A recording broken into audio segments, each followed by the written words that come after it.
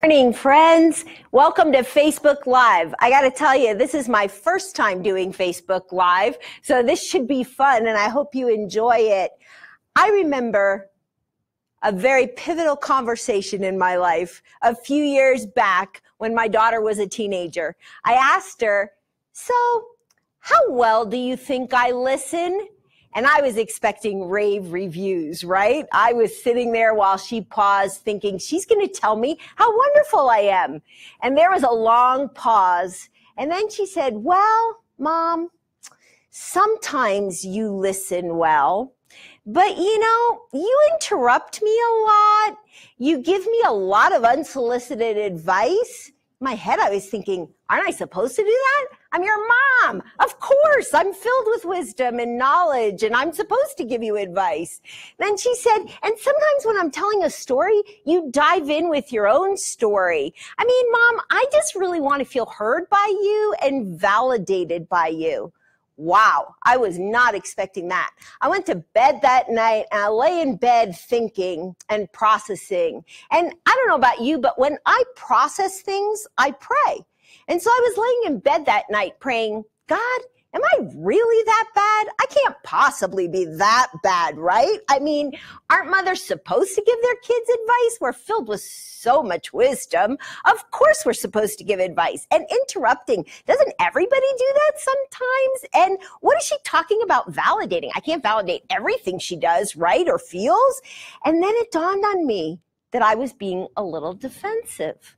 So then I changed my prayer and I began to pray, "God, would you show me what it looks like to become a better listener?" Because the bottom line is, I want my kids, my husband, my friends, my neighbors, I want them to feel heard by me, and I want them to feel loved by me. David Augsburger has a very interesting quote. He says, "To feel heard, to feel listened to is so closely related to feeling loved that the two are almost indistinguishable." I don't know about you, but that kind of rocks my world because it shows me that I need to take this listening thing a whole lot more seriously. And so I began to go to my Bible to find wisdom for what it said about listening. And I found a lot of great verses in Proverbs, like, "Let the wise listen and add to their learning. He who talks before listening, that's his folly and shame." Uh-oh, that was me. And lots of other verses about listening. And ultimately, one day, a few weeks after that conversation, I was reading in the book of Luke, where Jesus was telling a story. And he was telling his followers, "Hey, you are like a lighthouse on a lampstand." And he was telling about what it looks like to reflect Jesus and the heart of Jesus to the world around us. And then he said these words. He said, "Consider carefully how you listen." I was blown away by those words. I don't remember seeing them before. And so I underlined it, I highlighted it, I dated it, and I began to pray it. I began to say, "Lord, give me the courage to honestly consider how I listen," because apparently that's important to you. I mean, think about it. Jesus was a phenomenal listener. He asked great questions. I mean, remember the two blind beggars by the side of the road? He asked them, "What do you want me to do for you?" To the woman at the well, he said, "Where's your husband?" To the disciples, he said, "Who do you say I am?" This is what the crowd says, but who do you say I am? He asked great questions. He took time to draw out the stories of other people. One of my favorite stories about Jesus is where there was a woman who had been bleeding for 12 years, who was following in a crowd, and she touched the robe of Jesus and was healed instantly. You would have thought Jesus would have thought, "Okay, I took care of that one. I'm in a rush here. I got to get to Jairus' house because his daughter's dying, and that seems a little bit more urgent." But Jesus paused and turned and gave this woman permission to pour out her whole story. The stories of people we love are important. And I knew in my life that had to change because I'm kind of hyper sometimes. And so it seems like I'm always in a hurry, right? There's always an appointment to get to. There's always the next thing to do. I remember a few years back, Steve and I had moved into a new neighborhood and our lives were a little bit crazy. And I had gotten to know a few of my neighbors, but there was one neighbor that I had not really met or spent any time with. And as I would pull out of my driveway on the way to the next appointment, I would wave to her and she never waved back. And as I would run down the street chasing one of our grandkids, I would call out, "Hi, good morning," and wave to her, and she would never wave back. So I thought, oh, she doesn't really like me. That's what I assumed. Then one day, I was going out to take a walk at night, and I remember thinking, Lord, I just need to take a walk and pray and think. I need some quiet. So I walk out the door, and here comes this neighbor. And she says to me, "Hey, Becky, would you take a walk with me?" I didn't even know she knew my name. So I said, sure, because I could hear those words in my mind. Consider carefully how you listen. And so we took off on this walk together, and I began to ask her questions about her life. It turns out she had gotten married very young during the Korean War. Her husband was serving in Korea. She was from Korea. And so he married her and brought her to the United States as a young bride. When she got here, she knew hardly any English, but she gradually learned English and learned her way to find her way around. They had a wonderful marriage. They had several children. And then about 8 years ago or 10 years ago, her husband passed away unexpectedly. And this dear woman poured out her heart to me and said, "I am so lonely. The house is too quiet. I don't have anybody to talk to. I feel lost without my husband. He was a wonderful husband, and I don't want to be a burden to my kids. I don't want to have to always pour out my heart to my kids." I couldn't believe the story that this woman was telling me. When I left her that night, we hugged goodbye, and I went to my house and she went to hers. And after that, I noticed that when she was outside working, she often had earphones in. That's why she hadn't responded to me. It wasn't that she didn't like me.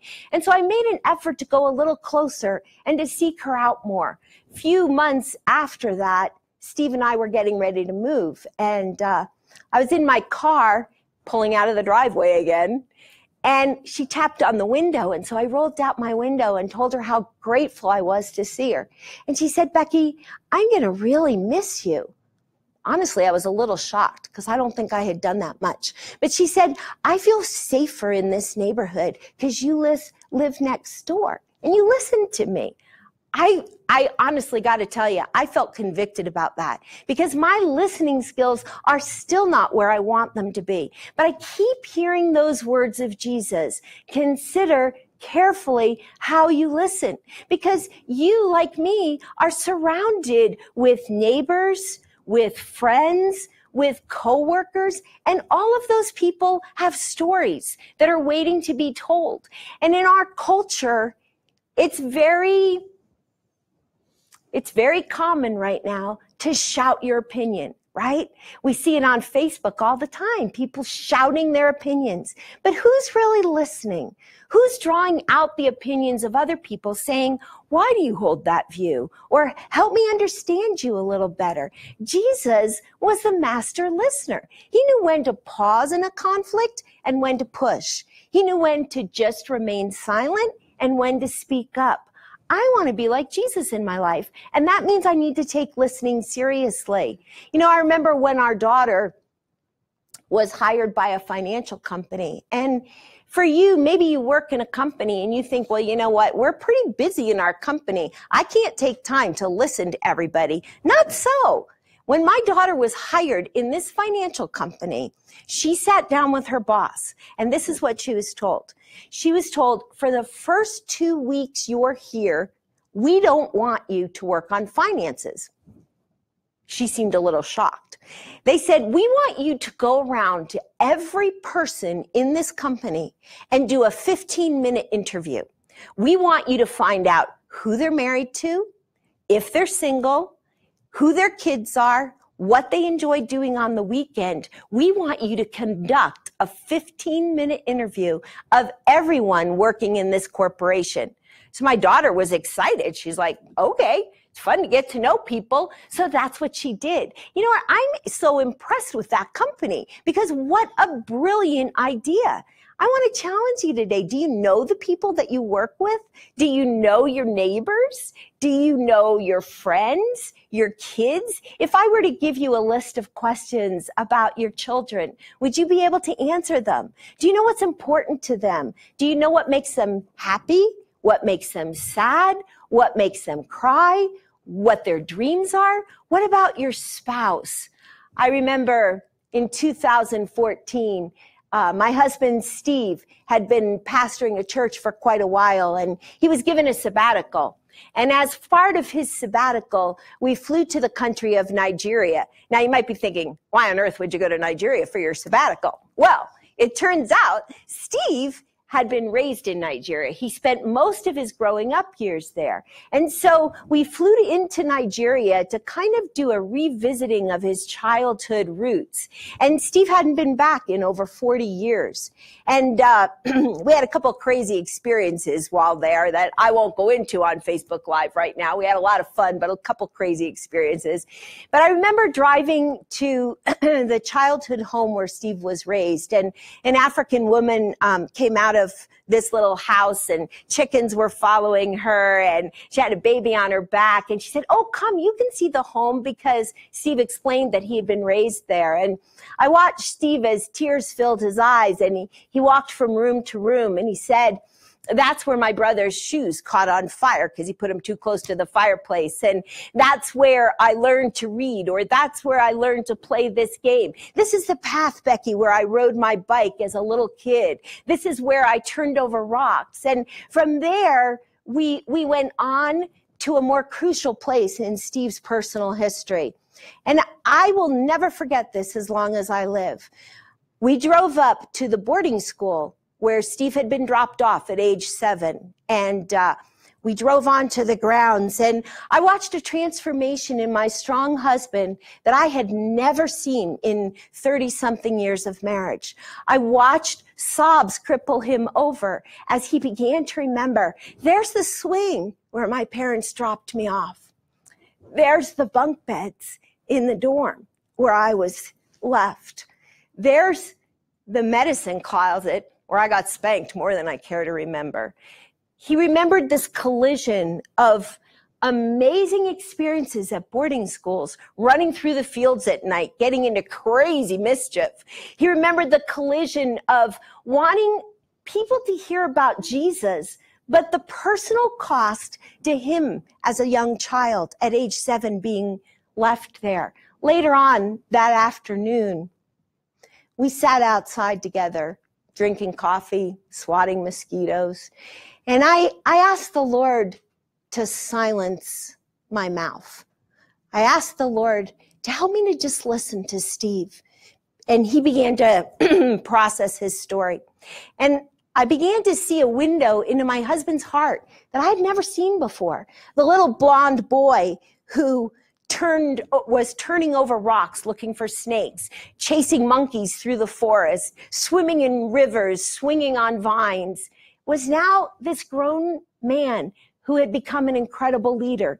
The crazy ambivalence that he experienced as a child of wanting people to hear about Jesus, but hating being away from his parents. And then I was given a front row seat as Steve processed the first tangible prayer that he remembered God answering for him. Steve was 7, and he prayed, "Dear God, I need to see my parents. I need to see my parents, please." The door opened, and there were his parents and his grandparents. And for the first time, Steve felt the presence of God. That story really moved me because it gave me deeper understanding into Steve's faith journey. As his wife, I want to know him. I want to know him completely. But as a married couple living in this 20th century, too often when our spouse is talking, we're on our cell phones, checking Facebook, checking email, right? I mean, you do it too. So, don't throw the stones at Facebook at me. I've done it but I'm guessing you've done it as well.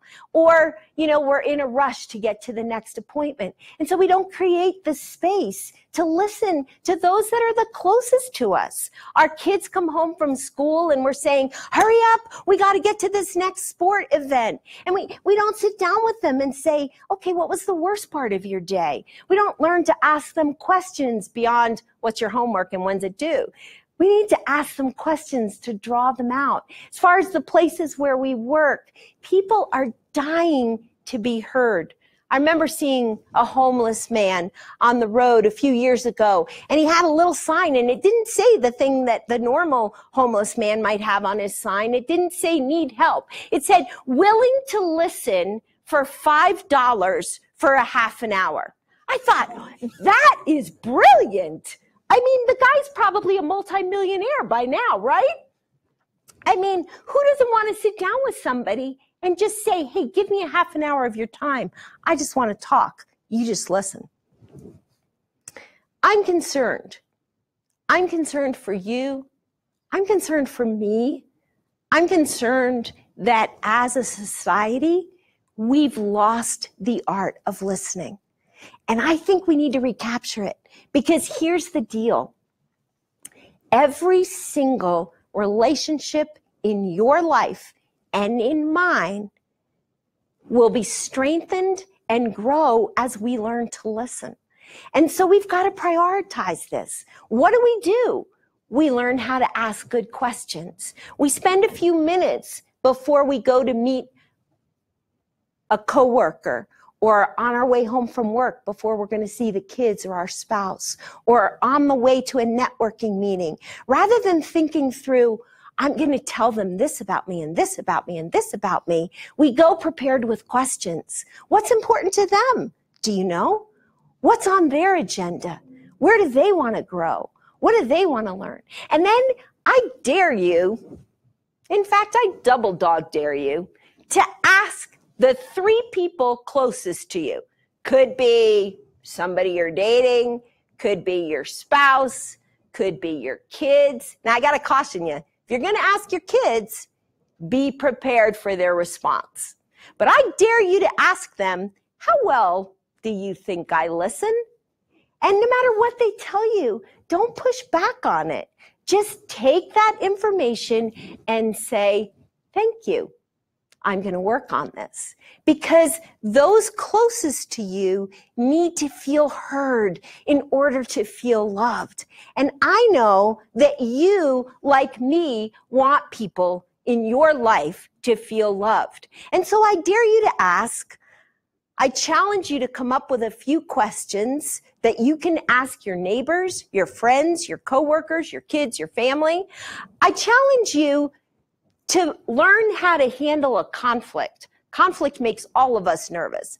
But there are certain listening skills that you can put into practice when you are feeling attacked by somebody that will go a long way in helping you really hear the heart of the other person. I challenge you to figure out the stories of people closest to you. How have their stories shaped their lives? What about your neighbors? And I challenge you to be present to people that you're listening to. I mean, what if we turned off our cell phones for 30 minutes a day? I mean, I kind of think we have this new thing going that's kind of cell phone anxiety. Have you heard of it? I have it, I'm sure. 20 years ago, I didn't even have a cell phone. Now, I don't walk out of the house without it, right? I can leave for the grocery store, and if I find out I don't have my cell phone, what do? I turn around and go back to the house and get it, which is ridiculous, really. I mean, there's going to be no emergency so great that it can't handle me going to the grocery store for a few minutes without my cell phone. But we become addicted to our smartphones, right? We need to lay those down in favor of honoring those around us that we want to deepen our relationships with. Ask them, hey, let's sit down and have a conversation tonight. Let's turn off the TV. Most of the news you've already heard, and it's really not so great anyway. So, turn off the news and listen to each other. Draw people out, listen to their stories. And this isn't necessarily easier for those of you that are out there that are introverts. You might be thinking, hey, I'm an introvert. I don't talk as much as Becky. I've got this nailed. Maybe, but maybe not. Because maybe in your introvertedness, You have thoughts going on in your head, and you're not really listening to the other person. So I would just challenge you to lay your own stuff aside, prioritize the person that's talking, and make that person feel honored. Jesus said, be careful, consider carefully. In other words, put some thought into this. How are you as a listener? Because here's the deal. I believe that if you follow Jesus, his primary goal in your life and in mine is to transform you, to change you so that you look a lot more like Jesus. And that's what I want. So I'm going to end our FaceTime Live by praying for you, because I've given you a lot of information, and I'm guessing if you're like me, you're like, wow, I don't know if I want to ask people close to me, how well do I listen? I don't know if I want to really hear the stories of everybody. Or maybe you're thinking, wow, I have a lot to work on. So let me just pray for you, and we're going to end our Facebook Live time together. Jesus, we love you, and we want to be like you. And we realize that so often our mouth gets in the way. Would you teach us what it means to consider carefully how we listen? Would you help us to show those around us that we value and love them? Because we know that it's true. How closely we listen to somebody is how deeply they feel loved. In Jesus' name, amen.